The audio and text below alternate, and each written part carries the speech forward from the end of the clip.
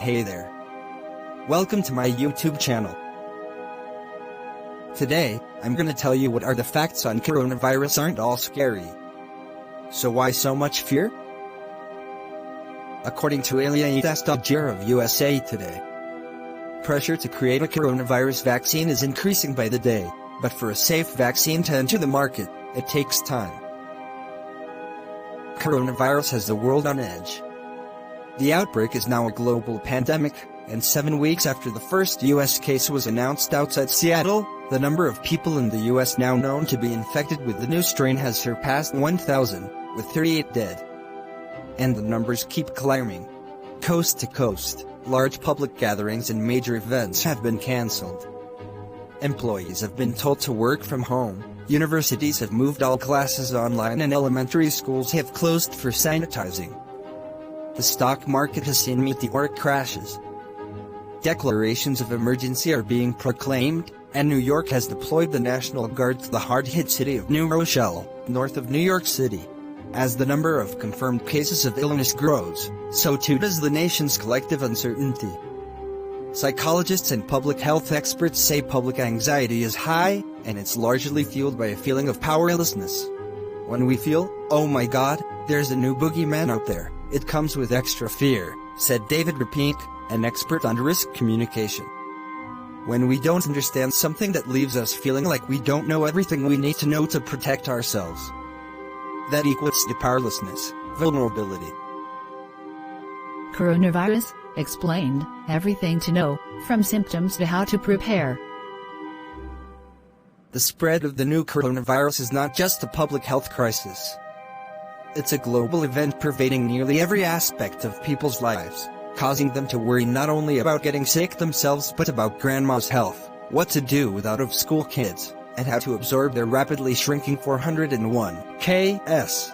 Uncertainty about the nature and trajectory of the threat exacerbates a feeling of not being in control.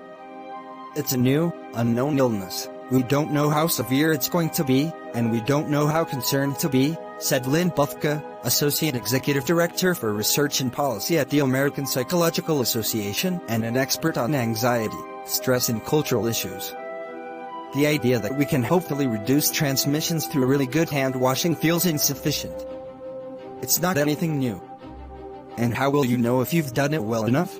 It's why many people are rushing out to buy toilet paper, face masks, disinfectant and hand sanitizer. It makes them feel they're at least doing something, she said. Managing the outbreak, a self-quarantine seems brutal when you are not sick, but it really is for the greater good.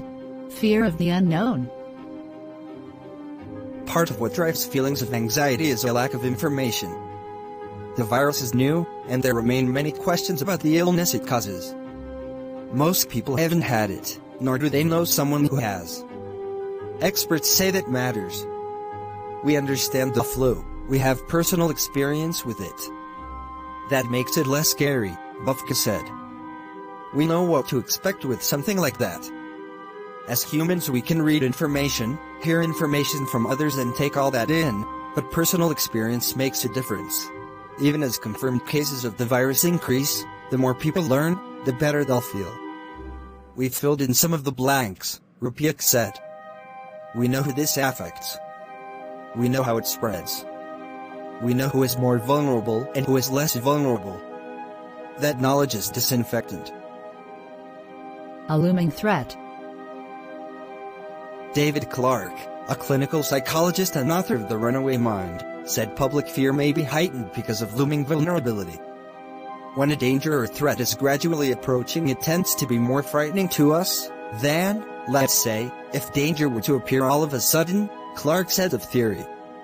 We started out with media reports from China which seemed to be very distant to us, not a particular threat, but then over the weeks we see this encroaching, getting closer and closer to home. Now it's in the US, but not necessarily in everyone's state or community. As it expands, people remain anxious about if and when it will touch their lives. Different people, different reactions.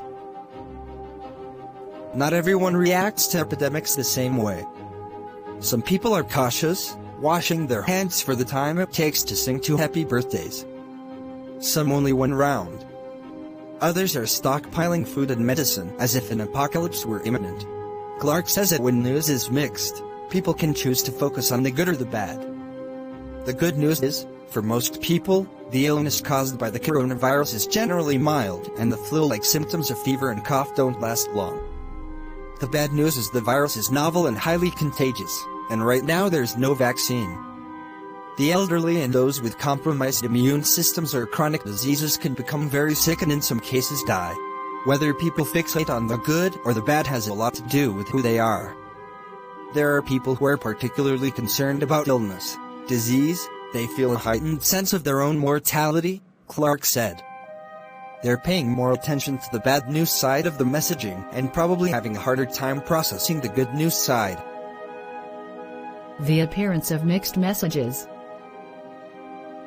That bad news/good news dichotomy can make people feel as though they are getting mixed messages. Reports say most people who contract the coronavirus experience symptoms similar to the flu. Then people read stories about the National Guard helping with quarantine containment. If the risk to most people is mild to moderate symptoms, why does it feel as if the world is shutting down? Public health officials are trying to tamp down the infectivity curve, Rupiak said. Think of it like the top of a big wave. They're trying to keep it from going up too sharply.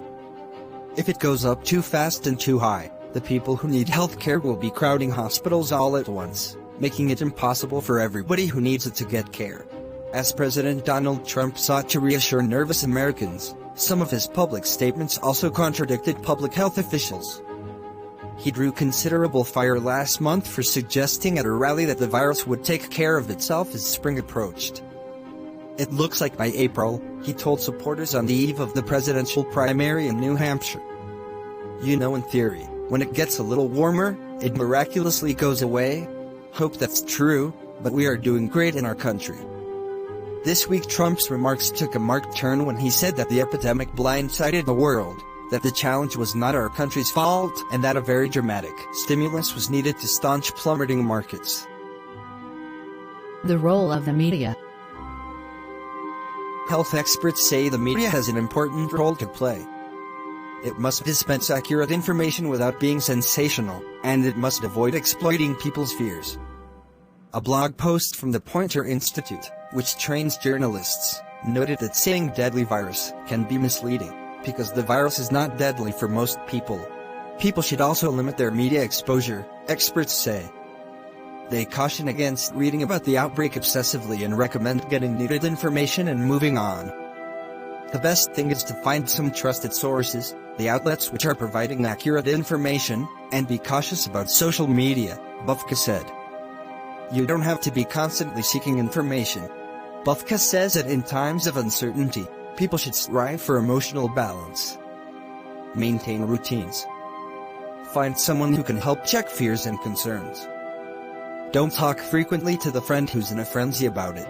Fear, experts say, is contagious. Why it may be okay that everyone is buying toilet paper? There isn't any real practical reason to stock up on toilet paper, but it may make people feel a bit in control of a situation rife with unknowns. Rupiak says it's important, because constant worry may make people more susceptible to the very thing they fear. Long-term stress is known to weaken the immune system. The more worried we are, the more vulnerable we are to this disease, Rupiak said. The less worried we are because we bought toilet paper, silly as that seems, the more we've reduced our fear and minimized the effects on our immune system. I hope you liked this video. Keep safe everyone. Bye.